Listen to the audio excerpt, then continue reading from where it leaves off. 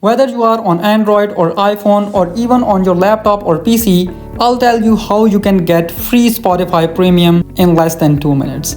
So first of all, you have to open your Spotify, and if I play a song here, and for example an ad pops up, what you have to do is simply close Spotify application at that point and open Spotify again and play the song again. In this way, that ad will be skipped and your song will start playing. So whenever an ad pops up, you have to close Spotify and open it again and play the song again. This was the trick number 1. But if you want whole premium Spotify account for absolutely free, then you have to keep watching the video for the next. For that purpose, you have to open your Google Chrome or Safari or any other browser that you use. After that, you have to go to Google and search here Spotify Premium and hit the search button. And the very first website, which is the Spotify's official website, you have to scroll down here, and here you have to open up this link, which is Spotify Premium US, try 3 months for $0. You have to tap on it, and here you get an option at the top right corner, which is try 3 months for $0. Here you have to log in your Spotify account and give your bank card details, and your card won't be charged for 3 months.